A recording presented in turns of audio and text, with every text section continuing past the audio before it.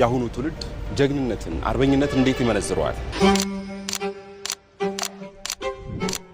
ስለ ሰላም፣ ስለ ልማት፣ ስለ አንድነት የዘመሩ የጻፉ ሰዎችን የሚዘክሩ የተለያዩ ሐውልቶችን በተለያዩ የአዲስ አበባ ቦታዎች ላይ ዛሬ ላይ ኖሮላቸዋል። እነዚህን ሐውልቶች እየዞረን ምን ትርጉም አላቸው የሚለውን ምንዳስስ ይሆናል። አብራችሁን ቆዩ። የሀገር ፍቅር የሚለውን ስሜት በድምጹና በዜማው በማንጎራጎር ወደር የሌለ የሙዚቃው ንጉስ ጋሽ ጥላሁን ገሰሰ። ጋሽ ጥላሁን ስለ ሀገር ፍቅር ያለው ስሜቱ እጅግ ወደር የለውም። በተለያዩ የወገን ደራሽ ጥሪዎች ሁሉ ተሳታፊ ነው።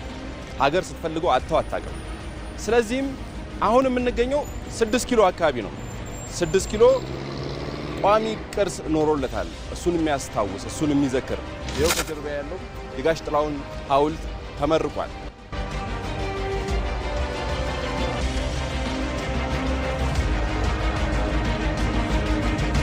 በኢትዮጵያ የሙዚቃ ታሪክ ውስጥ በተለይም በኦሮምኛ ዜማዎቹ እጅግ በጣም ይታወቃል። ግጥም በመግጠም እንዲሁም ዜማዎችን በማቀናበርም ዜማ በመድረስም በስፋት ይታወቃል። ሃጫሉ ሁንዴሳ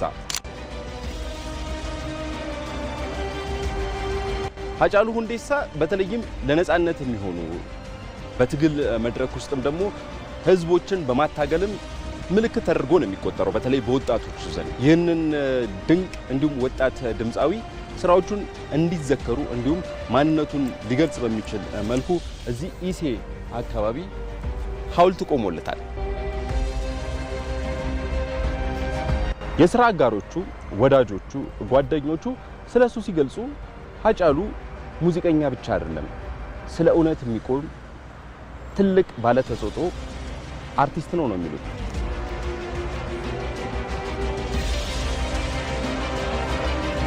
ኢትዮጵያ ከዘከረቻቸው ካስታወሰቻቸውም አርቲስቶች እንዲሁም ደግሞ የጥበብ ሰዎች መካከል የክብር ዶክተር አሊ ቢራ እንዲሁም ደግሞ የትዝታው ንጉስ ጋሽ ማሙድ አህመድ ይገኙበታል።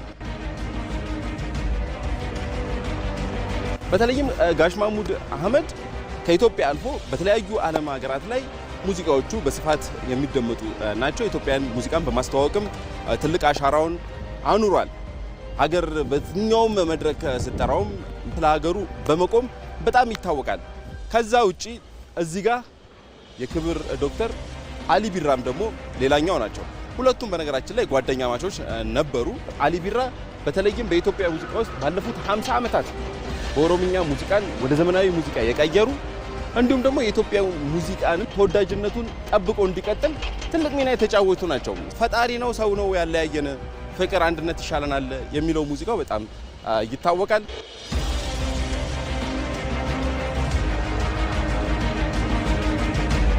ጋሽ ማሙድ አህመድ በዚሁ የምረቃ ስነ ስርዓቱ ላይ ጠይቀነው ነበር ምን እንደተሰማው።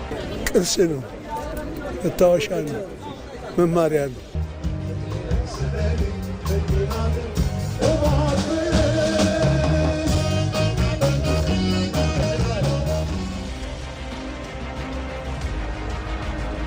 በኢትዮጵያ የስነ ጽሁፍ ታሪክ ውስጥ እጅግ ተወዳጅ እጅግ አወዛጋቢ የአጻጻፍ ዘይቤውም በጣም የተለየ እንደሆነ ነው የሚነገርለት ጋሽ ስብሐት ለአብ ገብረ እግዚአብሔር። የሚበዛው ተረኮቹ፣ ታሪኮቹ፣ ገጸ ባህሪያቶቹ የሚሳሉት እዚሁ ቢበራ አካባቢ ነው። ስለዚህም ዛሬ በአዲስ አበባ ከተማ አስተዳደር ሐውልቱ ቆሞለታል። ተመልካቾቻችን አሁን 7 ደረጃ ጋር ነው የምንገኘው። እዚህ 7 ደረጃ ጋር በኢትዮጵያ የስነ ጽሁፍ ታሪክ ውስጥ በቲያትሩም በግጥሙም በምርምሩም ጭምር ታላቅ ስራን ከሰሩ በዋናነት ከሚጠቀሱት መካከል ሎሬት ጸጋዬ ገብረመድህን፣ ጋሽ ጸጋዬ ገብረመድህን በዋናነት መጥቀስ ማንሳት ይቻላል። ለትውልዱ ስለ ስነ ጽሁፍ ስለ ሀገሩ እንዲያውቅ እንዲዘክር ከሚያስታውሱ ቅርሶች መካከልም ቋሚ ሐውልት እዚህ 7 ደረጃ ጋር ቆሞላቸዋል። ጋሽ ጸጋዬ ገብረመድህን ፓን አፍሪካኒስት ነው። ከኢትዮጵያ አልፎ ስለ አፍሪካዊ ወንድሞቹ ይጨነቃል፣ ይጽፋል፣ ያስባል፣ ያሰላስላል። ስለ ኢትዮጵያ ያለው ፍቅር ደግሞ በጣም ልዩ ነው። በግጥሞቹ ውስጥ ኢትዮጵያን በጣም ገልጧል። በቲያትሮቹ ውስጥ በጣም ስለ ኢትዮጵያ፣ ስለ ጀግኖቿ፣ ስለ ገጠሟት ችግሮች በርካታ ጽሁፎችን ጽፏል። አዲስ አበባ ጀግኖቿን ባለውለቶቿን ማክበር ማወደስ እንዲሁም ደግሞ ቋሚ ቅርስ ማስቀመጥ ትችልበታለች። ይህ በትውልድ ውስጥ የሚፈጥረው ብርሃን እንዲሁም አንድምታው ከፍተኛ ነው። ስለዚህም ዛሬ በአዲስ አበባ የተለያዩ ቦታዎች ላይ ቋሚ ቅርሶቻቸውን የቆሙላቸውን ሁላችሁም እየሄዳችሁ እንድትጎበኙ ጋብዛችኋለሁ።